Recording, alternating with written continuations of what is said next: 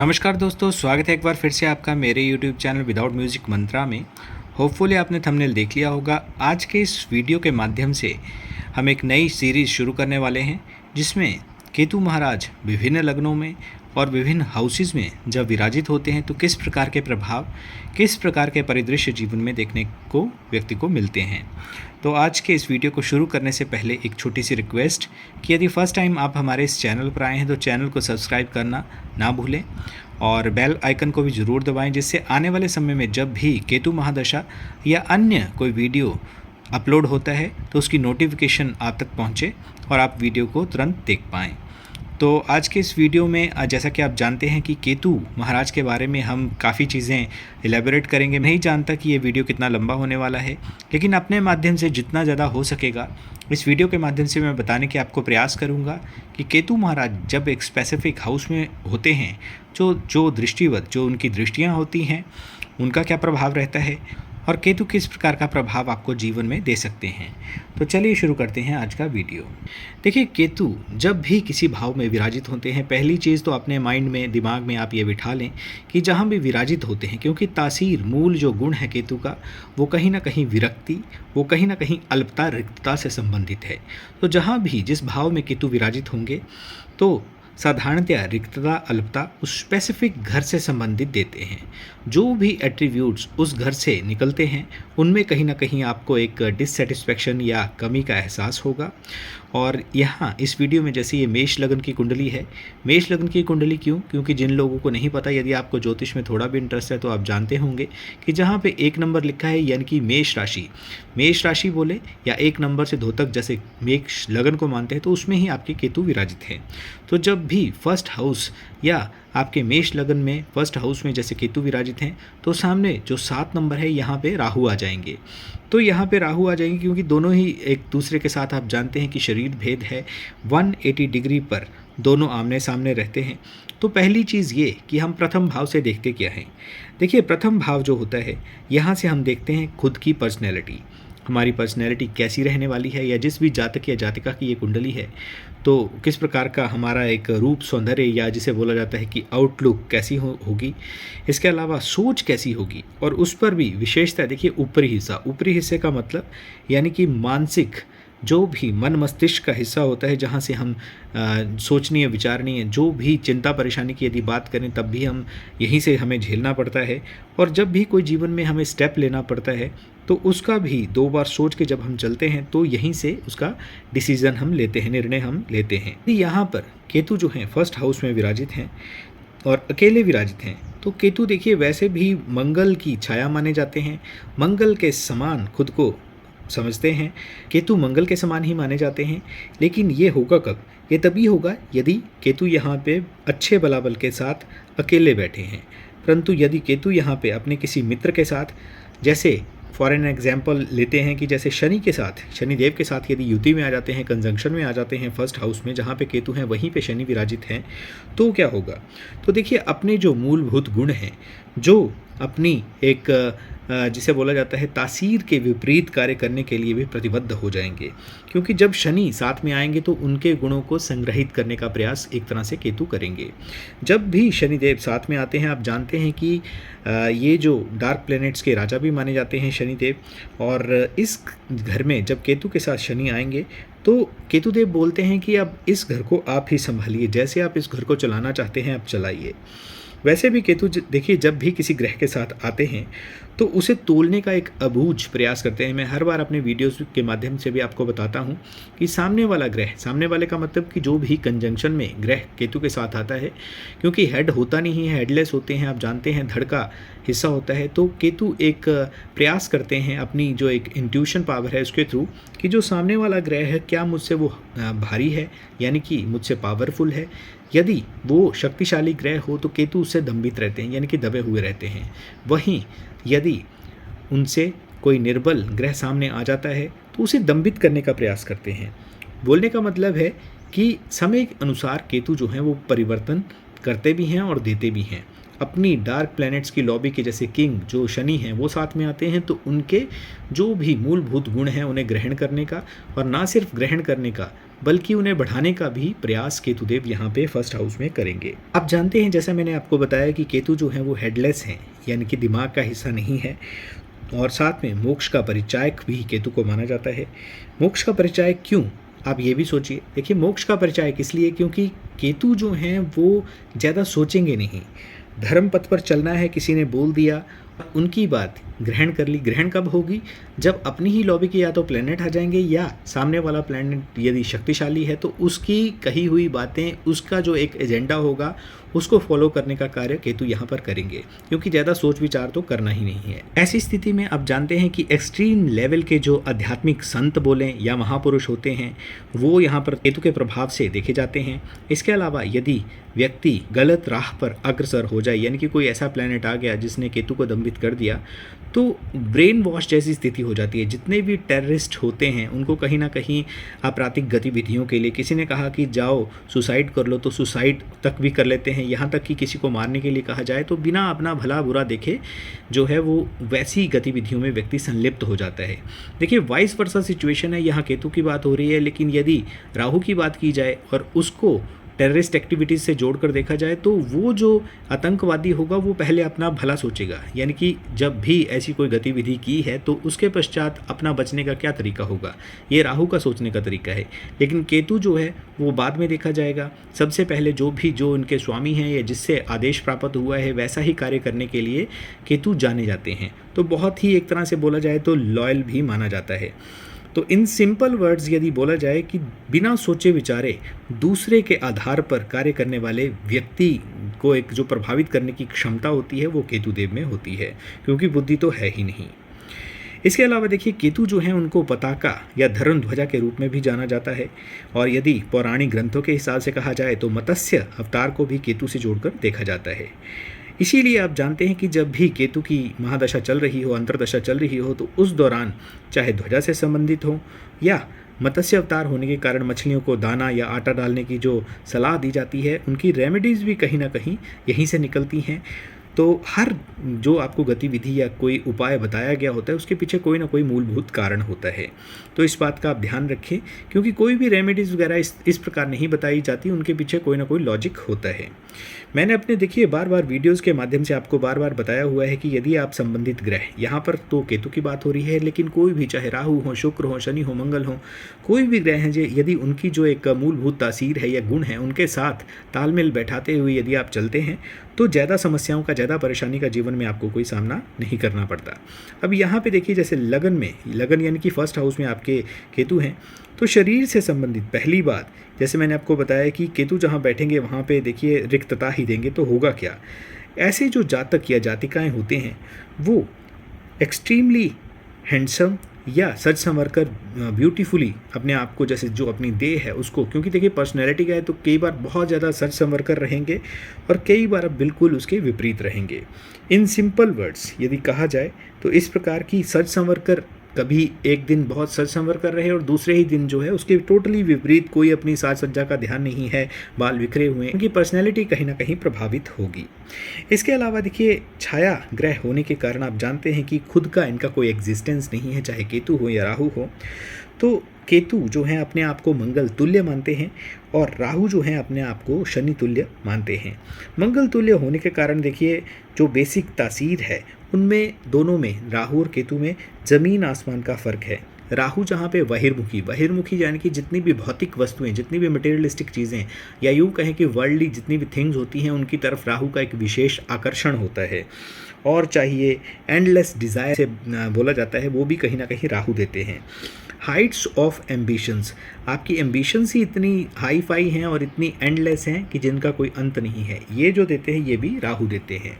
मान लीजिए एक वस्तु आपको प्राप्त हो गई, एक वस्तु के पश्चात और नेक्स्ट सो ऑन, इस तरह का जो व्यवहार रहता है वो राहु का रहता है। जबकि केतु जो हैं वो बिल्कुल टोटली डिफरेंट हैं, अंतर्मुखी हैं, कम वार्ता करते हैं, थोड़े से भी संतुष्ट है, ठीक है, कम प्राप्ति हुई, चाहे धन की बात हो या अन्य मटेरियलिस्टिक जो भी सुख सुविधा होती है, तो भी व्यक्ति उसमें सेटिस्फाई रहता है। हाँ, ये ज़रूर है कि कभी कभार जीवन में जो है अंदर से फील करना, लेकिन उसको व्यक्त ना करना, अंदर ही अंदर उस चीज़ को खा जाना कि मेरे पास वो चीज़ नहीं है। इस तरह का व्यवहार या इस तरह की एक सोच जो है पनपती है, वो व्यक्ति के जब भी केतु फर्स्ट हाउस में होते हैं तब होती है। अब देखिए यहाँ पर 1 नंबर यानी कि आपके फर्स्ट हाउस में मेष राशि के केतु हैं, तो मेष यानी कि मंगल प्रधान, तो बोलने का मतलब है कि यहाँ पे अग्नि की बात करें या जल तत्व जो राशियाँ होती हैं, तो वहाँ पे केतु जो हैं अच्छा यानी कि सकारात्मक रिजल्ट देते हैं अगर कंपैरिजन किया जाए जो वायु तत्व या पृथ्वी तत्व जो राशियाँ होती हैं उनकी अपेक्षा।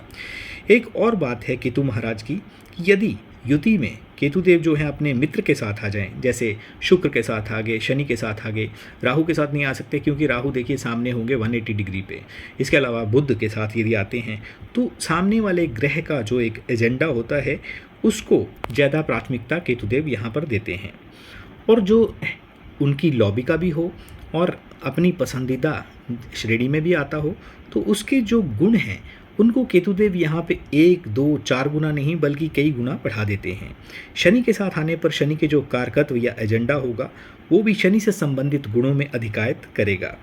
और सफलता कब मिलेगी ये नहीं मिलेगी वो वेरी करता है आपके बाकी प्लैनेट्स पर, क्योंकि यहाँ पे खाली केतु की बात हो रही है। राहु का पता चल गया कि 7th हाउस में होंगे आपके, लेकिन बाकी आपके बचते हुए 7 ग्रहों की क्या स्थिति है, बृहस्पति की क्या स्थिति है, शनि की क्या स्थिति है, सूर्य की क्या स्थिति है, उस पर डिपेंड करता है कि आपके लिए कैसा जीवन में ये ग्रह प्रभाव लेकर आने वाले हैं।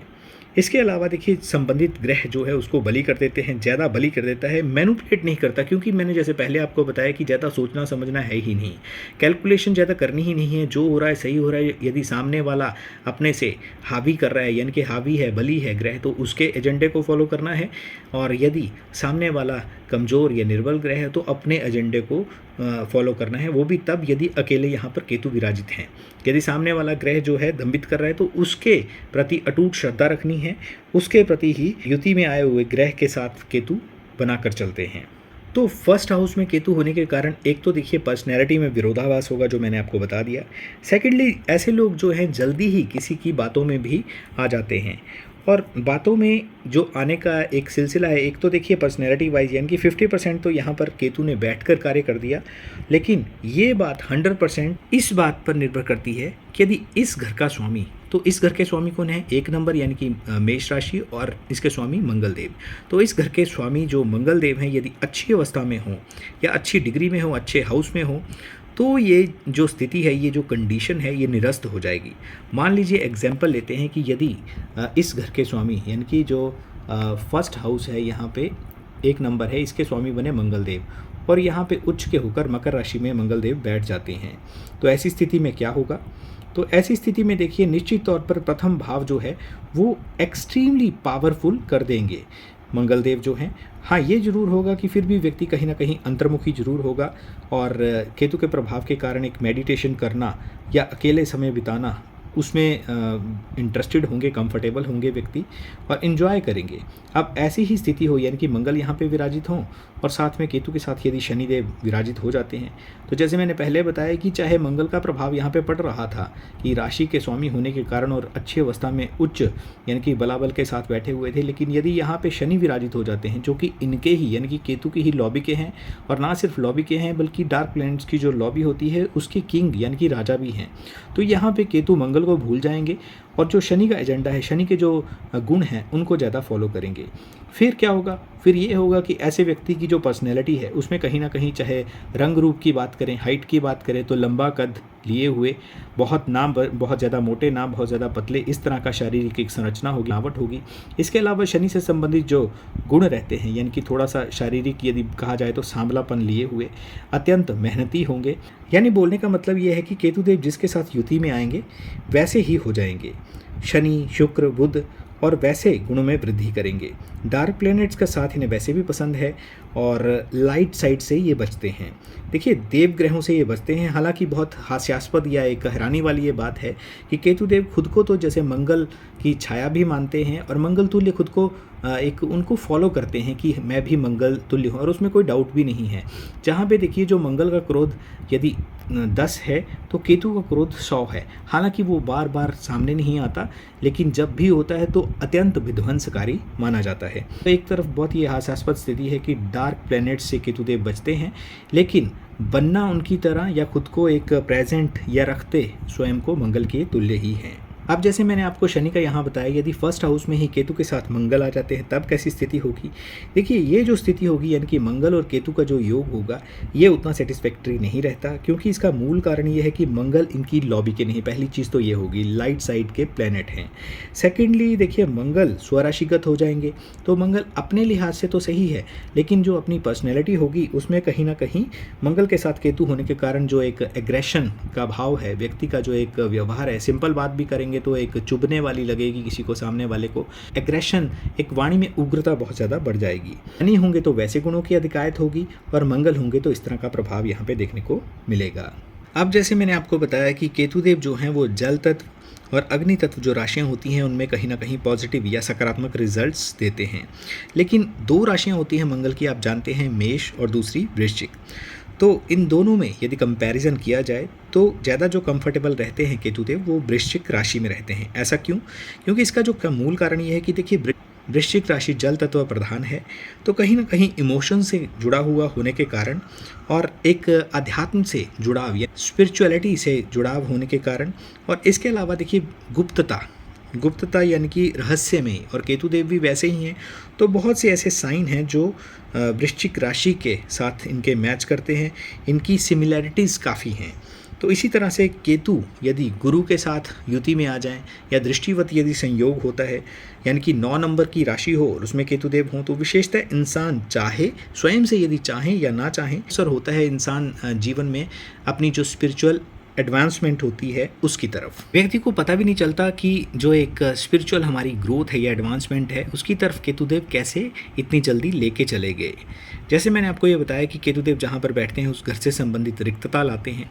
अब यहाँ मंगल से संबंधित, यानी कि जो एक एनर्जी होती है मंगल प्रधान जातकों में, जोश हो गया या कर्मठता होगी अपने कार्य को करने के लिए, इनिशिएटिव हो गया, एक्शंस हो गए, ये सारी चीज़ें कहीं ना कहीं बुझी बुझी सी रहती हैं। अपने आप में ही एक डाउट्स रहते हैं, यानी कि खुद से किया लेकिन उसमें डाउट्स रहेंगे, जिसके कारण अपना जो एक माइंड है वो ऑक्यूपाई रहेगा, यानी कि एक्शन कम होंगे अगर कंपैरिजन कहा जाए, और डाउट्स ज़्यादा रहेंगे। उन पे ही एक माथापच्ची या मंथन करते रहेंगे कि जो मैंने किया वो क्यों किया, क्यों नहीं किया, यानी कि उसको भूल के, जैसे ये कहा जाए साधारणतः कि आप पिछली बातों को भूलिए और आगे बढ़िए, लेकिन व्यक्ति कहीं ना कहीं उसी में उलझ कर रह जाता है। तो इन शॉर्ट कहा जाए कि एक्शंस जो होते हैं वो कंपैरिजन में स्लो डाउन हो जाएंगे।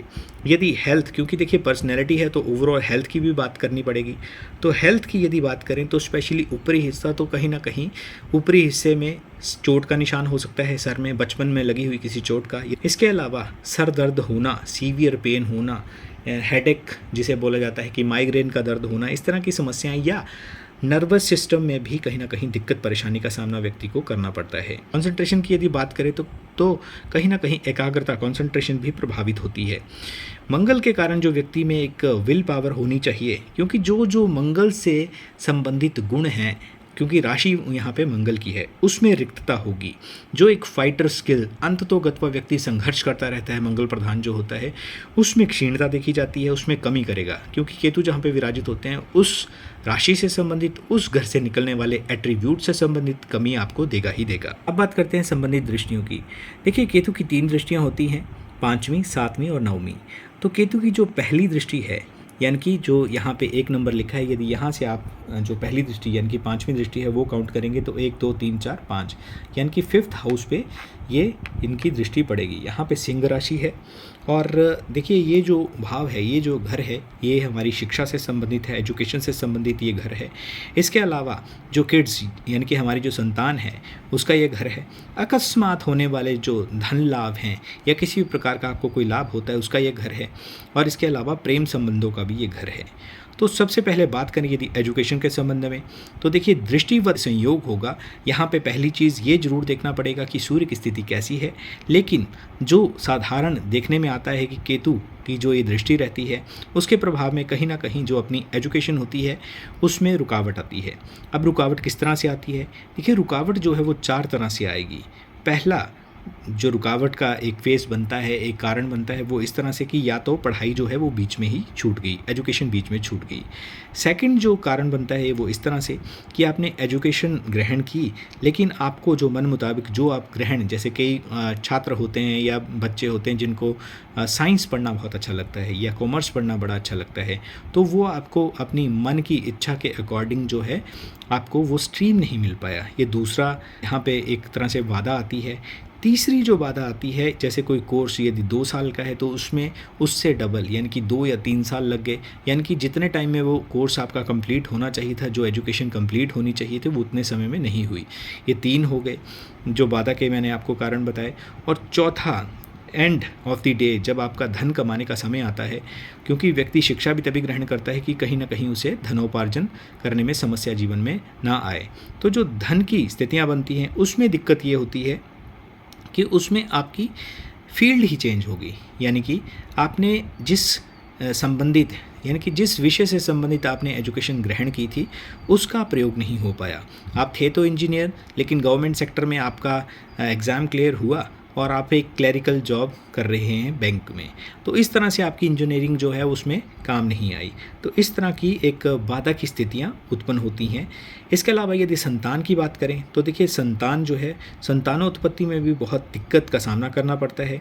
हालांकि देखिए, संबंधित रिजल्ट्स के लिए जैसे मैंने पहले बताया कि इस घर के जो स्वामी यानी कि सूर्यदेव की स्थिति कैसी है उस पर भी काफ़ी चीज़ें निर्भर करती हैं, लेकिन यहाँ पे संतानोत्पत्ति में दिक्कत होती है। और सूर्य की स्थिति जो है उसका किस नक्षत्र में है, बलाबल कैसा है, ये भी मैटर करता है, कौन से हाउस में है। कष्टों के उपरांत संतान होती ज़रूर है, ये नहीं कहा जा सकता कि संतान प्राप्ति नहीं होगी, लेकिन कष्ट होते हैं। और स्पेशली देखिए, जैसे मैंने पहले आपको बताया, आप भी जानते हैं कि केतु जो हैं, जैसे मैंने पहले आपको बताया कि केतु जो है स्वयं को मंगल तुल्य मानते हैं, और मंगल जो हैं वो ऑपरेशन सर्जरी से संबंधित हैं। आजकल वैसे भी जो जैसे डिलीवरीज होती हैं उसमें साधारणतया नॉर्मल कम और सर्जरी से ही होती हैं, तो सर्जरी के द्वारा अपने बच्चों की प्राप्ति होना, इस तरह का योग बनता है। जब बच्चे पैदा हो जाते हैं तो उसके पश्चात बच्चों के स्वास्थ्य में दिक्कत बने रहना, इस तरह का प्रभाव भी देखने को मिलता है। हालांकि यहाँ पे पुत्र संतान का योग बनता है। अकस्मात धन में रुकावट का भी सामना करना पड़ता है। शेयर मार्केट होगी, सट्टा या लॉटरी, इस तरह की चीज़ों से व्यक्ति को बचना चाहिए। इसके अलावा प्रेम संबंधों का भी ये घर है, तो कि प्रेम संबंधों की यदि बात करें तो अचानक अल्पता, यानी कि सब कुछ सही था लेकिन कुछ ना कुछ छोटी बड़ी बात ऐसी हुई कि जिसके कारण मिसअंडरस्टैंडिंग बन गई और प्रेम संबंध जो कई वर्षों का था वो टूट गया। तो बोलने का मतलब है कि केतु यहाँ पर कहीं ना कहीं एक तो पर्सनैलिटी जो आपके लगन में विराजित हैं वहाँ से भी, और जो ये दृष्टि आ रही है, हालांकि दृष्टियों का प्रभाव देखिए 30 से 35% तक होता है, तो यहाँ पे आपके एक गलत फहमी क्रिएट करना और स्पेशली अपनों में एक दरार उत्पन्न करना, ये केतु यहाँ पर दृष्टिवत संयोग करके जरूर प्रभावित करते हैं। अब बात करते हैं कि केतुदेव यदि अपनी दूसरी दृष्टि यानी कि 7वीं दृष्टि से देखेंगे तो अपने 7th हाउस को देखेंगे, और 7th हाउस में शुक्र की राशि है और सामने राहु भी यहाँ पर विराजित हैं। तो देखिए, ये दृष्टि यहाँ पर जो है एक, यदि सीधा सीधा बोला जाए तो अंधी दृष्टि से माना जाता है। इसका रीज़न भी मैं आपको बता देता हूँ, क्योंकि देखिए दोनों में शरीर भेद है। शरीर भेद यानी कि राहु और केतु एक ही शरीर है। यदि आप जानते हैं कि माइथोलॉजिकल जो कंसेप्ट है, जो गर्दन अलग हुई थी, गर्दन के हिस्से को राहु बोलते हैं और धड़ के हिस्से को केतु बोला जाता है। तो यहाँ पे इन दोनों में एक म्यूचुअल अंडरस्टैंडिंग है कि एक दूसरे के घर को, यानी कि राहु और Ketu not to disturb each other house, जहाँ पे भी उनका आधिपत्य है यानी कि होल्ड रखते हैं जिस घर में, उसको कहीं ना कहीं दंबित करने का या उस पर किसी भी प्रकार का कोई प्रभाव चलाते भी नहीं है और उनका प्रभाव पड़ता भी नहीं है। दोनों का, जैसे मैंने आपको बताया कि जो एक काम करने का तरीका है यानी कि स्टाइल है, वो दोनों का अलग है। एक साधु है तो दूसरा फैशनेबल है, एक सादे जीवन से तृप्त है तो दूसरा फैंटेसी से भरा हुआ है, और चाहिए और चाहिए। अब यहाँ पे राहु देखिए पार्टनर से, क्योंकि 7th हाउस में केतु यहाँ पे होंगे तो राहु जो हैं वो 7th हाउस में होंगे, तो यहाँ पे पार्टनर के साथ झगड़ा राहु जरूर करवाएंगे। लेकिन व्यक्ति जो है एक तरह से ऑब्सेस्ड रहेगा। बोलने का मतलब है कि ना तो अपने पार्टनर को छोड़ पाएगा और ना साथ में रह पाएगा। कलेश होने की प्रोबेबिलिटी बहुत ज़्यादा बढ़ जाती है। यहाँ पर एक तरह से बोला जाए तो सेटिस्फाई व्यक्ति नहीं रहता है, डिससेटिस्फैक्शन की भावना व्यक्ति में जरूर बनी रहेगी। वहीं यदि यहाँ पे ज़्यादा बल का जो राहु है वो विराजित हो तो व्यक्ति जो है कहीं ना कहीं एक्स्ट्रा मैरिटल अफेयर्स जो होते हैं उनकी तरफ भी अग्रसर हो जाता है। तो इस प्रकार का प्रभाव यहाँ पे राहु का रहेगा। और केतु की स्पेशली बात करी जाए तो देखिए यहाँ पे एक तो अंधी दृष्टि, ऊपर से केतु का यहाँ पे प्रभाव ज़्यादा चलेगा भी नहीं, क्योंकि केतु का होल्ड चलता तो कहीं ना कहीं सेपरेशन या डाइवोर्स हो ही जाता, या कोई ना कोई ऐसी स्थितियाँ बनती जिसके कारण व्यक्ति स्वतः अपनी तरफ से अपने पार्टनर का त्याग कर देता। वो तब हो सकता है जब ऑलरेडी कहीं ना कहीं 7th हाउस आपका क्रैश्ड है, यानी कि ख़त्म हो चुका है। क्योंकि यहाँ पे देखिए होल्ड जो है वो 70% राहु करेंगे अपना कार्य, और आग में घी वाला जो कार्य है वो केतु 30% तक करेंगे। लेकिन ये ध्यान रखें कि ये जो सिचुएशन है ये हर केस में नहीं होती, अन्य ग्रहों की क्या कंडीशन है और कुछ अन्य यानी कि ग्रहों के अलावा भी कुछ एक कंडीशंस होती हैं, उन पर भी ये निर्भर करता है, उन पर भी ये डिपेंड करता है। बात करते हैं केतु की तीसरी दृष्टि की। केतुदेव लगन में बैठकर तीसरी दृष्टि से आपके भाग्य भाव को देखेंगे। यहाँ पे देखिए तीसरी दृष्टि से जो 9th एस्पेक्ट यानी कि जुपिटर के घर पर पड़ेगा, यहाँ पे देखिए एक एक्साल्टेड साइन आ गया है, और व्यक्तिगत जीवन में व्यक्ति के आध्यात्मिकता जो है वो जरूर बढ़ेगी, यानी कि व्यक्ति आध्यात्मिकता के पथ पर अग्रसर होगा। और यहाँ तक भी कहा जा सकता है कि घर में सबसे ज़्यादा या कुल में अपना जो कुल होता है उसमें भी सबसे ज़्यादा स्पिरिचुअल व्यक्ति वही हो सकता है। व्यक्ति की कहीं ना कहीं थॉट्स भी वैसी ही होंगी, और एक्स्ट्रा ऑर्डिनरी या स्पिरिचुअल थॉट्स के बेसिस पर व्यक्ति जो है बहुत ज़्यादा रिलीजियस बन जाएगा। केतु एक देखिए लिमिटलेस प्लेनेट है, जब दुख देते हैं तो उसकी कोई लिमिट नहीं होती, और जब इस तरह का दृष्टिवत संयोग बनता है तो भी कहीं ना कहीं व्यक्ति जो है, क्योंकि गुरु के साथ, जैसे मैंने पहले भी बताया कि गुरु के साथ यदि युति में आते हैं तब भी एक दृष्टिवत संयोग हो रहा है, तो उसके कारण व्यक्ति एक्सट्रीमली स्पिरिचुअल बन जाता है। तो गुरु के घर पर जो ये दृष्टि का प्रभाव है वो सकारात्मक ही रहेगा। और क्योंकि देखिए इसका भी वही कारण है कि गुरु की जो एक तासीर है, उसके जो मूलभूत गुण हैं वो केतु के साथ मिलते हैं। और वैसे भी किसी और की बात केतुदेव माने या ना माने, एक देखिए गणपति यानी कि गणेश भगवान की, और दूसरे देवगुरु बृहस्पति को जरूर मानते हैं। और वैसे भी देखिए गुरु एक अकेले ऐसे प्लैनेट हैं जिनका सर्व सम्मान, चाहे देखिए डार्क लॉबी के जो प्लैनेट्स हैं उनकी बात करें, या अपने जो यानी कि लाइट साइड के जो प्लैनेट हैं वो भी इनका बहुत ज़्यादा बंधन सम्मान करते हैं। दूसरा गणेश जी का आपको पता ही है कि जब भगवान शिव ने अपने त्रिशूल से उनकी गर्दन को अलग किया था, तो कहीं ना कहीं एक भावनात्मक रूप से केतुदेव यहाँ पे गणेश जी के साथ जुड़े हुए हैं। गणेश जी के साथ केतुदेव जी का एक विशेष लगाव है, एक विशेष अटैचमेंट महसूस करते हैं। तो एक गुरु और दूसरे गणपति जी ही हैं जिनके बारे में केतुदेव ये सोचते हैं कि यही मेरा कष्ट, मेरा दुख, मेरी पीड़ा, मेरा संताप जो है वो समझ सकते हैं। इसलिए अगेन केतु महादशा में देखिए गुरु ग्रह से संबंधित और गणपति जी से संबंधित रेमेडीज़ करवाई जाती हैं। तो हर कार्य, हर उपाय के पीछे कोई ना कोई एक सशक्त उद्देश्य जरूर होता है, लेकिन ये नहीं है कि जैसे किसी व्यक्ति की जैसे टीन एज है या अभी जैसे बाल्यावस्था समाप्त होकर वो अपनी किशोरावस्था में आए हैं तो उस दौरान ही आपको बहुत ज़्यादा स्पिरिचुअल बना देंगे, या युवावस्था में ऐसा हो। अगेन जैसे मैंने आपको बताया कि केतुदेव जो हैं आपको पहले पकाएंगे, यानी कुछ ना कुछ इस प्रकार के आघात, संताप, कष्ट, दुख, तकलीफ, पीड़ा देंगे कि दुनिया की चीज़ों से, जो भी मटेरियलिस्टिक चीज़ें होती हैं उनसे कहीं ना कहीं आपका मोह भंग हो जाए, और आप खुद से ये स्वीकार करें, अपनी जीवा से ये कहें कि इस संसार की वस्तुओं से मुझे क्या लेने देना। मेरे पास हज़ारों तरीके हैं। शारीरिक कष्टों के रूप में, रोगों के रूप में इतना आपको तंग कर दिया जाए कि मानसिक बोझ, अवसाद, गिल्ट यानी कि आत्मग्लानि से आप स्वयं ही भर जाएं और स्वयं कहें कि जीवन कुछ नहीं है, अल्टीमेट गोल तो ईश्वर ही है। यानी कि आपको भगवान की भक्ति में लगाना है, भगवान को ही आप अपना लक्ष्य बना लेंगे। और वैसे भी देखिए आपके सोल लेवल यानी कि आपके फर्स्ट हाउस में केतु हैं, तो सोल लेवल से आप वैसे भी कनेक्ट कर पाएंगे सुप्रीम पावर के साथ।